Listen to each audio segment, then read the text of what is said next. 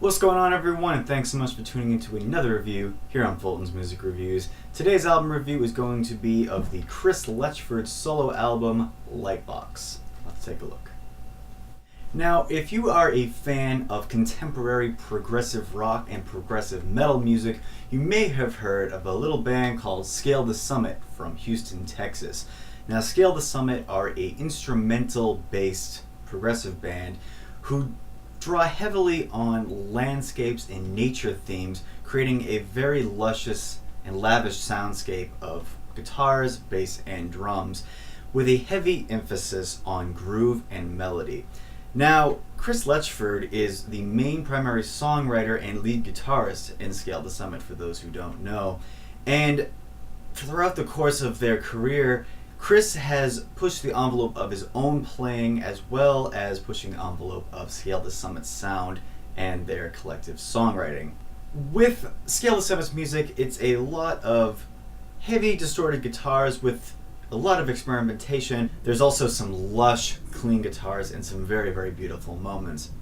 Now, when it came time to get this album promoted and getting this album written, I'm sure Chris took a lot of care in how he wanted the overall product to come out. Because when you think about Chris and his role in Scale the Summit, as a primary songwriter and lead guitarist, a lot of his playing is showcased, and in fact, his playing has only achieved greater success over the course of their album-to-album cycle. And much like contemporaries like Tosin Abasi, his playing is becoming more and more adventurous as each album goes on. Now, with this album, it further explores Chris's identity as a guitar player, but also pushes his skills to the next level, but also in a little bit of a different genre. Now, to answer the question, could any Scale the Summit album be considered a Chris solo album? The answer is probably no, because on this album we find a very different musical shift happening.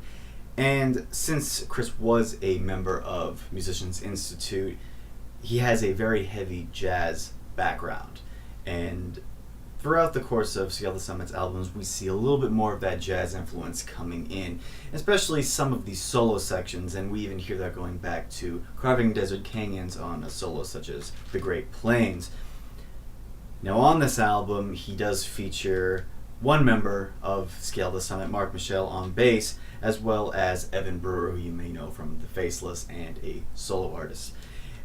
But what made this album even more interesting was the collaboration of Chris himself and members of the Reign of Kindo, a tour that happened with both bands separately last year. I actually was able to catch this show, and when the promotional information was coming out about this album and I heard that he was teaming up with the drummer and piano player of the Reign of Kindo, it made sense as to where this album was going to go, and I feel that that tour made this album possible and this album better than Chris perhaps intended it to be in the first place.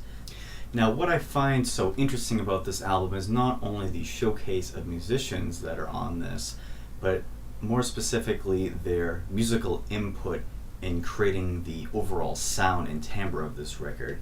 And the one big aspect about this album that is the biggest difference in comparison to a Scale the Summit album is the inclusion of piano.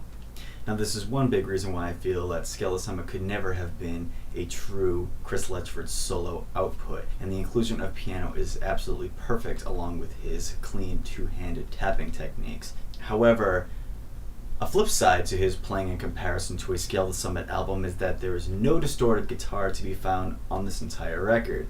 And I think that really goes along in true jazz fashion, even though some of the techniques that he implements on this record are not exactly traditional jazz standards. I mean, the two-handed tapping thing is a jazz technique and can be used as a jazz technique, but I don't really think he was trying to stick to traditional roots, and this, I think, is making jazz a little bit more progressive, as progressive music should, and I really think it came together very, very well on this.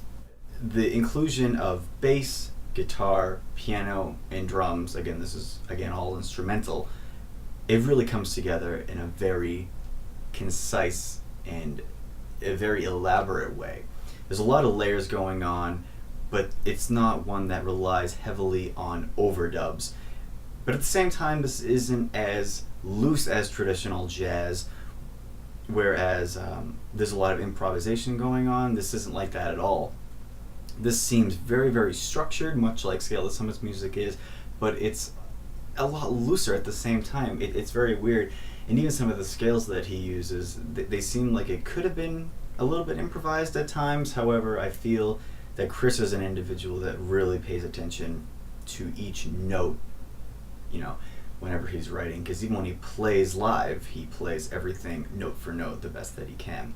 So I really feel like even though this is a jazz album, the improvisation element isn't necessarily there, at least to my ears. And even though it kind of loses its looseness, I don't think that it really takes away from the jazz fusion vibe implemented in all of the playing on this instrumentally. His playing is so elaborate, textural, and nuanced. I think jazz, especially with a clean tone, brings out a lot of the accentuation in his delicate playing this time around as well. And this is something that I would like to see more from him in the future. I would love to see him do another solo album and see where he can take his playing even more so than this. I think that his musical ideas haven't exactly gotten stale yet. In fact, it's always leaving you begging for more. Although I feel that this album isn't as memorable or as accessible as a Scale the Summit record, it's something that you're going to be returning back to because there are so many curious ideas going on. This is something that I wanted to make sure didn't get swept under the rug this year, because although this is a self-produced and self-released album, the playing on this is outstanding. And for fans of Scale the Summit, or even fans of jazz or progressive rock who haven't heard this yet, I don't want this to go unnoticed this year. I would love to see this music performed live. I'm not sure if he's just going to keep this a studio release or what, but I would love to see this live, and I would buy tickets to see this. If you see this, Chris, I would love to see that. And I will leave links to his Big Cartel store as well as his Bandcamp page.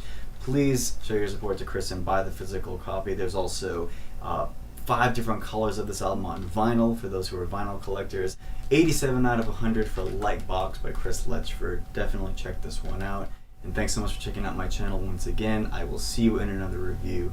Take care.